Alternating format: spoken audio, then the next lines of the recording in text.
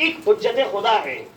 اب وہاں کے اوپر مسئلہ اور مشکل پیش آ رہی ہے کہ آپ 12 کے عدد کو نہیں بیان کر پا رہے.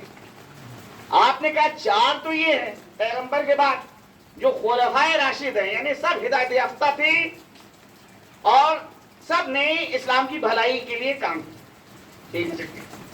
5ویں کے حوالے سے آپ خاموش ہے. پھر کہہ گئے نہیں، یہ زمانہ جو ہے اضطرابی زمانہ ہے اور یہ جو حکام نے طرز زندگی اختیار کیا تھا، روش زندگی اختیار کیا تھا، یہ بادشاہانہ روش تھی، ملوکانہ روش تھی. اب یہاں سے اسلام جو ہے اس کی خلافت نہیں رہی بلکہ ملوکیت میں اسلام تبدیل ہو گیا. اب آپ کو کہاں آئے بنی امیہ کا ایک شخص عمر ابن عبدالعزیز، اس کو آپ نے کہا کہ یہ خلیفہ. خلاصہ یہ کہ آپ یہ کہہ رہے ہیں کہ ان 12 کے عدد کو مکمل تو کیا جائے گا لیکن اس میں تقدم و تاخر پایا جاتا ہے. ہو سکتا ہے کوئی ابھی پہلے آ جائے، کوئی بات نہیں. اس کے مقابلے میں آپ دیکھیے کہ ہمارے پاس 12 کا عدد بیان کیا گیا اگر تو 7ویں نام بھی بیان کہ 12 کے نام اگرچہ ابتدا میں یہ روایات غور کرنے کا مطلب ہے. دیکھیے یہ خطابتی کوئی بیان نہیں ہے لیکن یہ ایک چیز ہے لمحے فکریہ کہ یہ ابتدا میں روایات خواص تک محدود تھی، عام لوگوں تک نہیں پہنچی ہوئی روایات. اس کی وجہ یہ ہے کہ اتنے زیادہ فرقے وجود میں آنا کہ کوئی 6 امامت کی امامت کے اوپر رک گیا، کوئی 7 کی امامت کے اوپر رک گیا، کوئی جو ہے وہ جناب اور آگے بڑھ گیا، پھر کوئی 11 کی امامت کے اوپر جا کے رک جاتا ہے. بھئی جب آپ کے پاس رسول سے ایک حدیث پہنچ رہی ہے جس میں 12 کے نام کا ذکر ہے، اس کے بعد پھر یہ اختلاف نہیں ہونا چاہیے. اختلاف کا ہونا اس کے معنی اور اس کی دلیل یہ ہے کہ یہ یا تو روایت آپ تک نہیں پہنچی، آپ اس روایت سے باخبر نہیں، یہ روایت خواص کے پاس ہے، عام لوگ جو ہیں اس سے بے خبر ہیں. یا پھر یہ معنی ہے روایت سے آپ آشنا ہیں لیکن اس کے باوجود جو ہے دیدہ اور دانستہ طور کے اوپر اپنے دنیاوی منافع کی خاطر آپ نے ان کی امامت کو چھوڑ کر کسی دوسرے کی امامت کو اختیار کر لیا.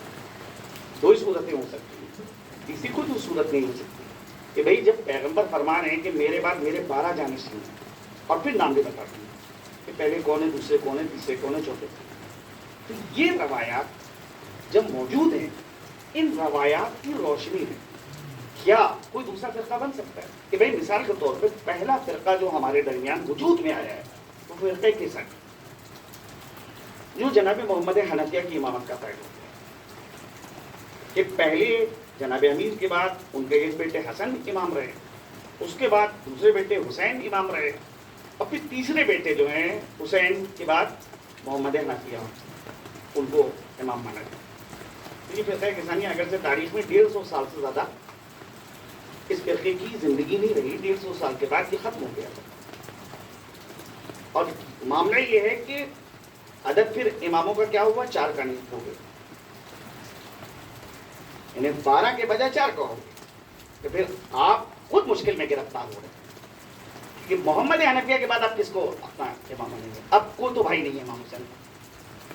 آپ نے جو قانون بنایا تھا کہ پہلے امام حسن تھے، اس کے بعد ان کے دوسرے بھائی امام حسین امام بنے اور پھر تیسرے بھائی کے پاس امامت آئی، محمد حنفیہ کے پاس امامت آئی. اب جب تیسرے بھائی کے بعد آئی اب کون ہے؟ اب تو کوئی بیٹا نہیں ہے جناب امیر کا، اب یہ امامت کس کے پاس جائے گی؟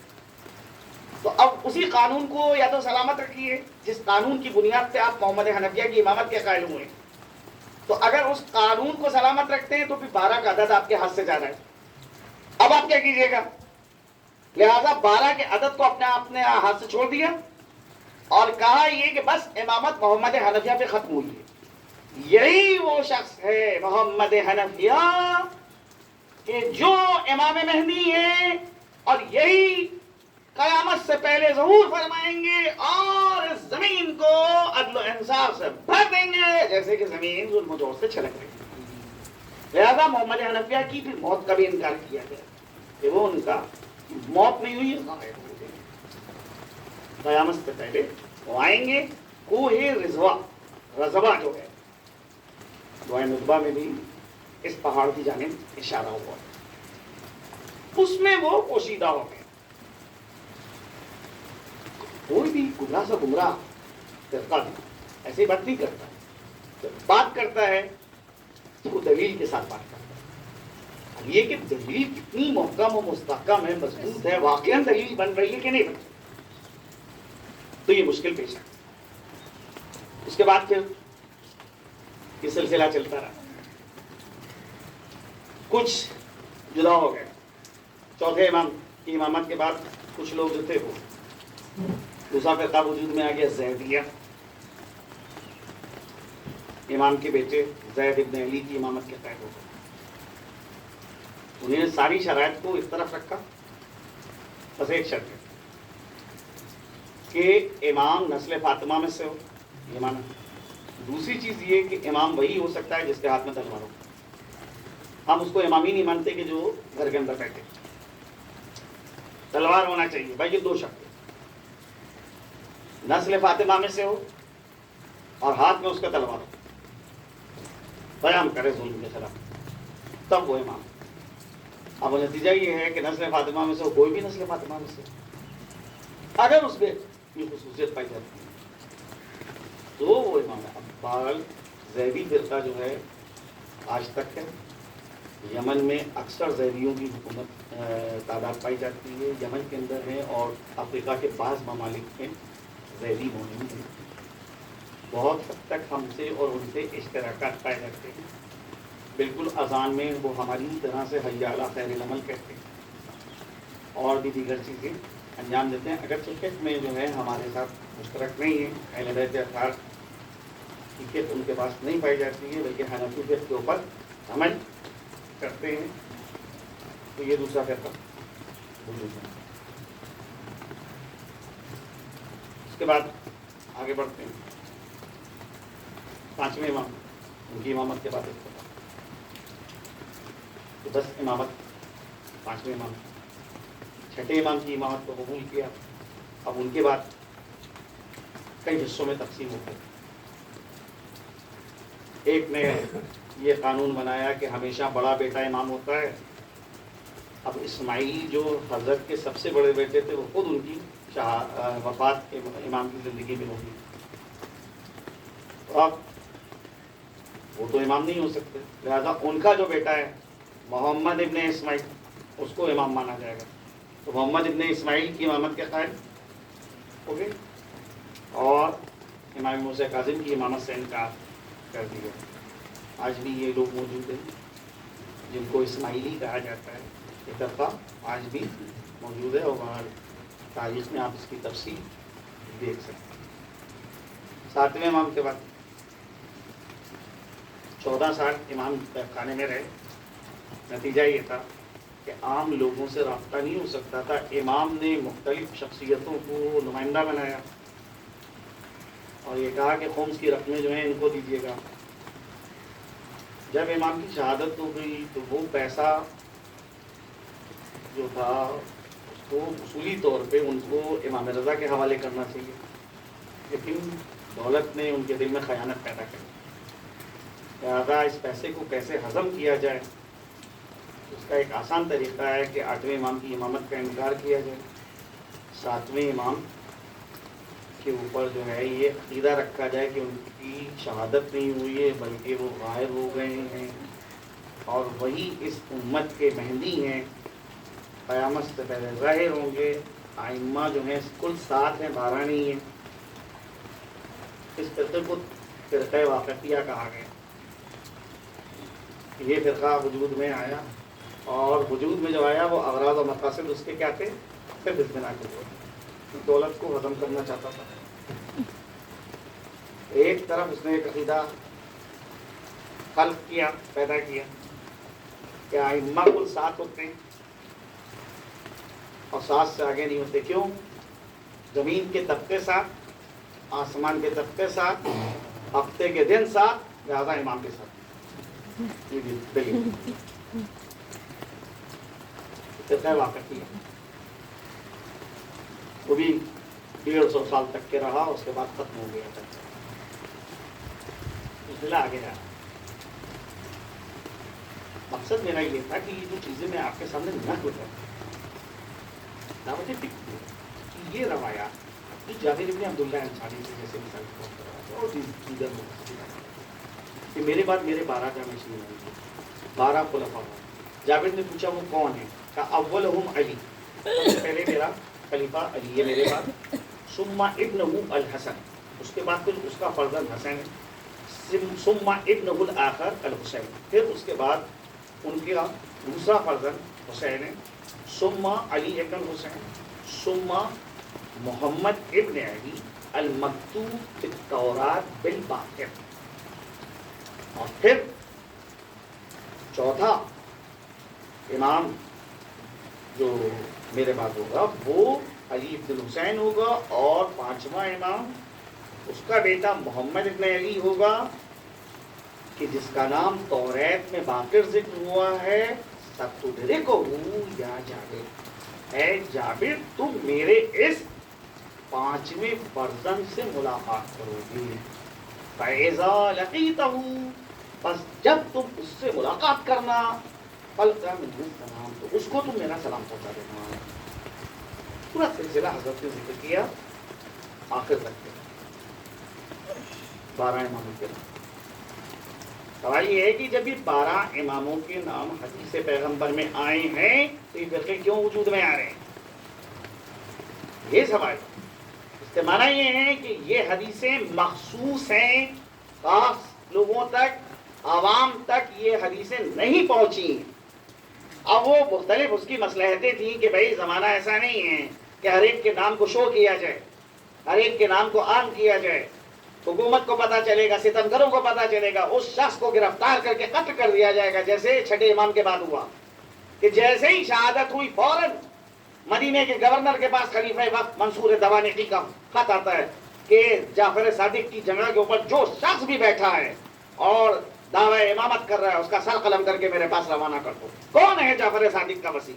کہا کہ انہیں تو 5 لوگوں کو اپنا وصی بنایا ہے، اور اس میں سب سے پہلے تم کو بنایا ہے، اس کے بعد جو ہے مجھ کو بنایا ہے، اور پھر جو ہے وہ اپنی ایک بیوی ام حمیدہ کو بنایا ہے، اور پھر ایک ان کے فرزند عبدالابتہ کو بنایا ہے، اور ایک دوسرے فرزند ہے موسیٰ کاظم ان کو بنایا ہے۔ اب بتاؤ ان 5 میں کس کا سر قلم کروں؟ یہ حکمت ہے۔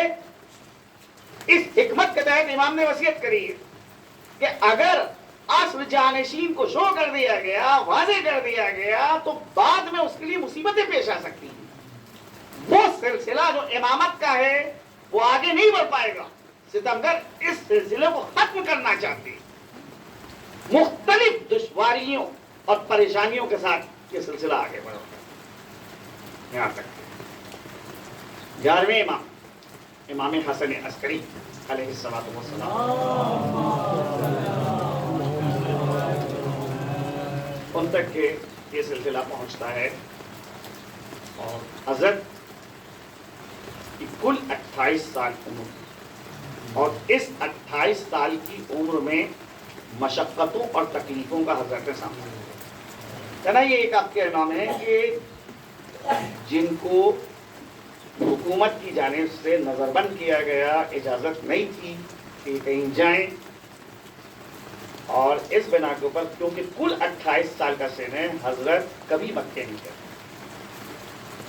لہذا حج جو ایک اہم ترین چیز ہے، 11ویں امام نے حج نہیں کیا۔ زندگی میں اگر آپ اس کی دیکھیں کہ کون سا آپ کا ایسا امام ہے کہ جس نے حج نہیں کیا؟ امام حسن کے لیے 25 حج نہیں کہ باپیادہ حج کیا۔ امام حسین نے 25 حج امام حسن کے ساتھ باپیادہ کیے، اس کے علاوہ کتنے حج کیے؟ ان کی شہادت کے بعد 10 سال مدت امامت پہ رہے، تقریباً 9 حج تو ثابت، 25 میں آپ 9 کا اضافہ، اتنا 11ویں امام کہ جو قید و بند کی زندگی گزار، پابند جن کو کیا گیا ہے کہ ہر روز آپ کو پولیس کے سامنے حاضر ہونا ہے، صبح کے ٹائم آئیے گا اور آ کر آپ حاضری دیں۔ ایک شریف انسان کو اس طرح سے اگر پابند بنایا گیا کہ روز صبح آپ کو پولیس چوکی میں آنا ہے اور وہاں کے اوپر حاضر ہونا ہے، اب بتائیے نفسیاتی طور کے اوپر کتنی اذیت ہے، کتنی تکلیف ہے ایک انسان جس نے کوئی جرم نہیں کیا ہے، کوئی خطا نہیں کی ہے، اس کو اس طرح سے پابند بنایا جائے، نفسیاتی طور کے اوپر اس کو اذیت دینا ہو، اس کے چہرے کو خراب کرنا ہو. ایک بات نہیں، نہ معلوم کتنی مرتبہ حکومت نے گھر میں چھاپا مارا، جتنا مال و اسباب تھا لوٹ کے لے کے چلے گئے، صرف اس خوف کی بنیاد کے اوپر کہ شاید یہ پیسہ جمع ہو رہا ہے جس سے اسلحے خریدے جائیں گے اور بعد میں ان اسلحوں کو حکومت کے خلاف استعمال کیا جائے. حال یہ ہے 10ویں امام و 11ویں امام کا دور اتنا سخت ہے کہ آپ سوچیے کہ 10ویں امام کے زمانے میں سید زادیوں کے پاس صرف ایک لباس تھا کہ جس لباس کو پہن کے نماز پڑھ سکتی تھی. تو نوبت لگتی تھی کہ ایک سیدزادی جو ہے جب نماز پڑھ لیتی تھی تب وہ اپنا لباس اتارتی تھی، دوسری کو دیتی تھی، دوسرا پھر آگے بڑھتی تو اس لباس کو پہنتی تھی اور پہن کے نماز پڑھتی. ایک لباس. جبکہ حکومت بنی امیہ، بنی عباس کی حکومت، اور اس حکومت میں خلیفہ وقت کے ایک بچے کی تقریب تھی، عقیقہ تھا یا ختنہ تھا خدا جانے، جتنے لوگ مہمان کے طور پہ مدعو کیے گئے تھے ہر ایک کو جاگیریں بانٹی گئی.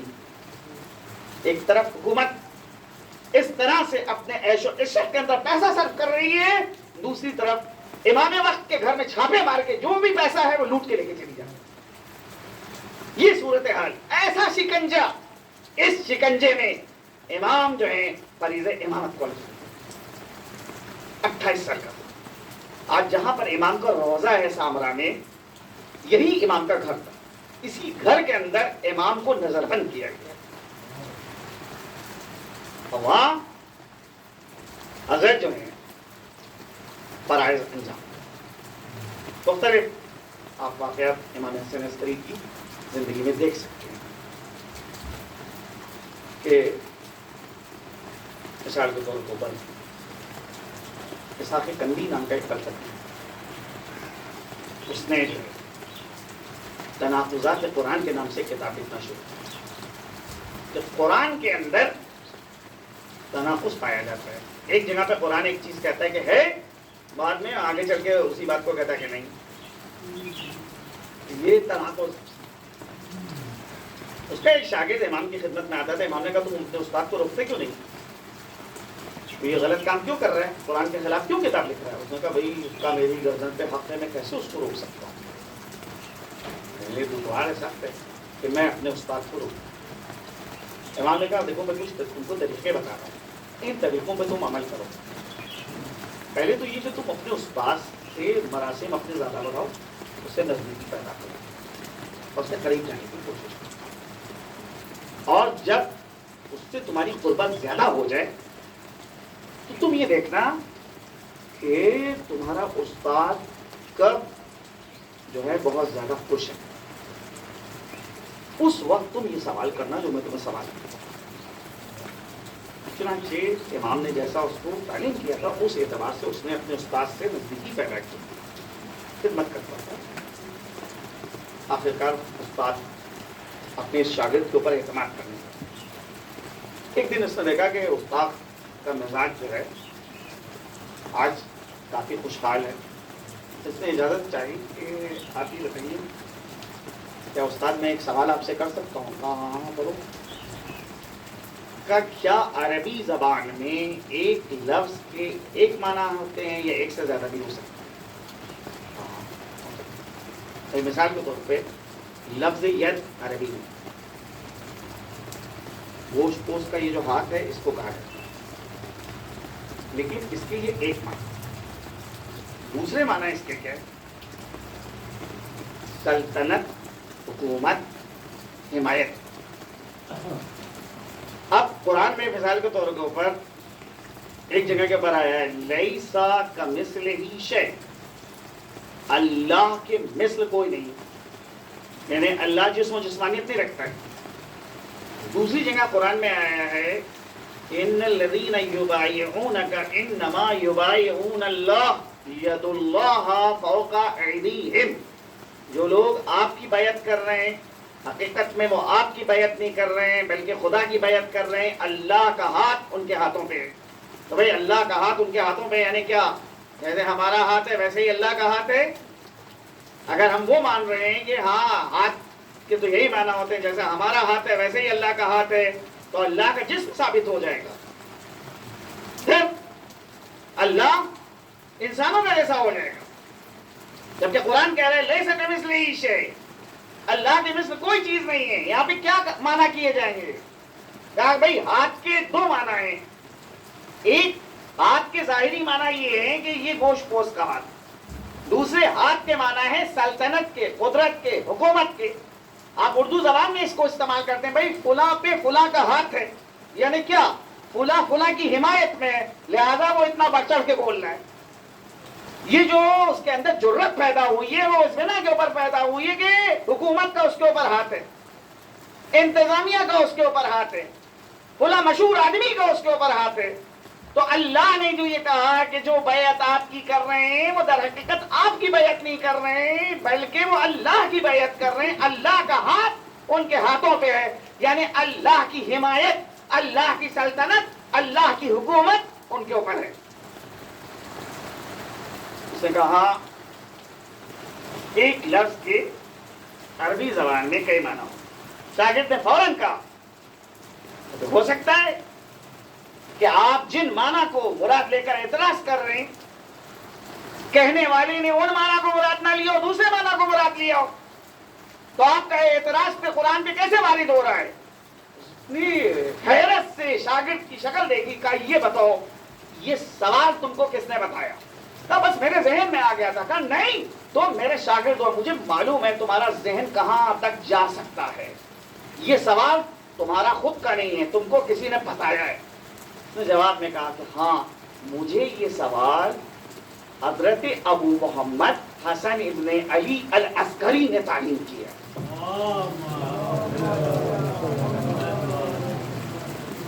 جیسے ہی سنا کہ ہاں حق ہے ان کا کہ وہ یہ سوال کریں کیونکہ وہ ہیں قرآن کے وارث. فوراً اس سوال کے بعد جو کچھ اس نے لکھا تھا وہ سارے کاغذات اور نوشتجات اٹھا کر دریا میں پھینک دی، دریا پرد کر دی. یہ رہنمائی ہے امام کی. اس امام کو نظر بند کیا گیا، اذیتیں دی گئیں، قید و بند کی سزائیں دی گئیں، اور آخر میں اس پر بھی اکتفا نہیں کی گئی. زہر دیا جاتا ہے مخفیانہ انداز میں. ایک طرف زہر بھجوایا جا رہا ہے، دوسری طرف سے حکومت جو ہے وہ طبیب اور ڈاکٹر کو بھیج رہی ہے علاج کے لیے. یہ طبیب اور ڈاکٹر جو ہے وہ حکومت کو خبر دے رہا ہے کہ ابھی زہر جسم کے ہم میں کتنا اس نے اثر کیا ہے. نتیجہ یہ ہے کہ شہادت عالم غربت میں ہوتی ہے. جنازہ جو ہے عزت و احترام کے ساتھ آمادہ کیا جاتا ہے، اور تابوت میں جنازے کو رکھا. مسئلہ تھا نماز کا. امام کے بھائی جعفر جو ہیں وہ آگے بڑھتے نماز پڑھنے کے لیے. لوگ جعفر کی اقتدا کرنا چاہتے ہیں. ایک دم سے جعفر کو محسوس ہوا کہ کسی نے پیچھے سے قبا پکڑی اور کہا چچا ہٹیے پیچھے، نماز پڑھانے کا مجھے آپ سے زیادہ حق ہے. یہ کہہ کے ایک بچہ جو 5 سال کا ہے وہ آگے بڑھتا ہے اور امام کی نماز جنازہ پڑھاتا ہے. ہاں میں کہوں گا اے امام زمانہ، یہ ہم لوگ آج جمع ہوئے ہیں کہ آپ کو آپ کے پدر بزرگوار کی شہادت پہ تعزیت اور تسلیت کہیں. مولا یقیناً آپ کے گھر کے لیے بہت بڑی مصیبت تھی کہ آپ کے بابا کو شہید کیا گیا، شہادت عالم غربت میں ہوئی، لیکن آقا خود آپ ہی حضرات کی زبان سے یہ جملہ سنا ہے کہ کوئی دن عاشور کا جیسا نہیں ہو سکتا. ارے جو عاشور کی مصیبت ہے وہ ساری مصیبتوں سے بزرگ تر ہے. کیونکہ عاشور کی مصیبت، ارے امام حسن عسکری کہ جنازے کو غسل تو دیا گیا، کفن تو پہنایا گیا، نماز جنازہ تو ہوئی، بیٹے نے نماز پڑھائی، عزت و احترام کے ساتھ جنازے کو دفن کر دیا گیا. لیکن حسین کا بیٹا کربلا میں تھا، لیکن نماز نہیں پڑھا سکتا ہے، باپ کو دفن نہیں کر سکتا ہے. ہاتھوں میں ہتھکڑیاں ہیں، پیروں میں بیڑیاں ہیں، گلے میں خاردار طاق ہے. ارے عمر صاحب نے کہا کہ اسیروں کو اس طرف سے لے کے چلو جدھر شہداء کے لاشیں پڑے ہیں. چنانچہ جب اسیروں کو اس طرف سے گزارا جا رہا تھا تو ہر بیوی کی نگاہ اپنے وارث کے لاشے پہ تھی. ارے تو کیا زینب کی نگاہ حسین کے لاشے پہ تھی؟ تاریخ کہتی ہے نہیں، زینب حسین کے جسم اطہر کی جانب نگاہ نہیں کر رہی تھی، بلکہ حسین کی یادگار، حسین کے فرزند زین العابدین پہ نگاہ تھی. کہتی یا بقیت جدی و اخی، اے میرے بھائی اور نانا کی یادگار. ارے یہ میں کیا دیکھ رہی ہوں؟ بیٹا اپنے کو سنبھالو. ارے جیسے لگتا ہے کہ تمہاری روح قفس منصوری سے پرواز کر جائے گی. کہتے ہیں پھوپھی، ارے ظالموں نے اپنے کشتہ نجس کو دفن کر دیا، میرے بابا کا لاشا بے دور.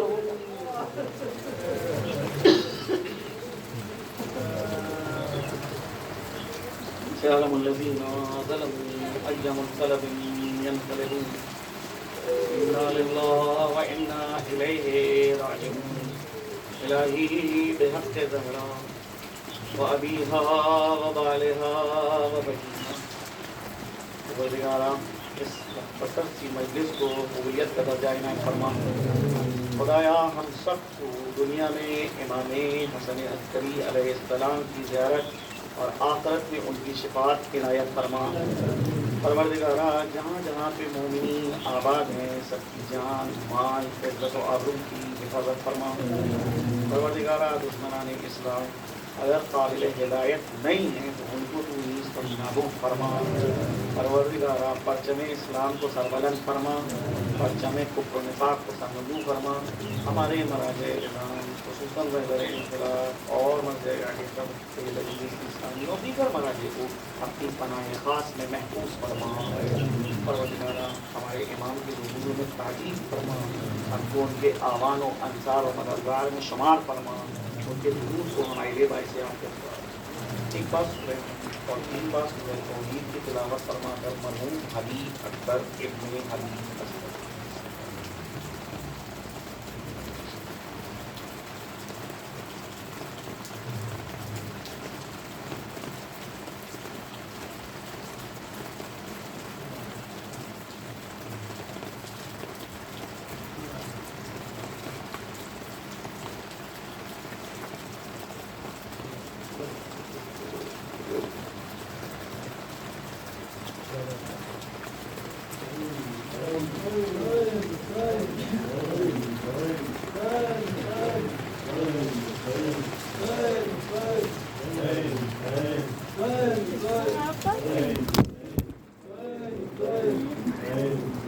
مبارک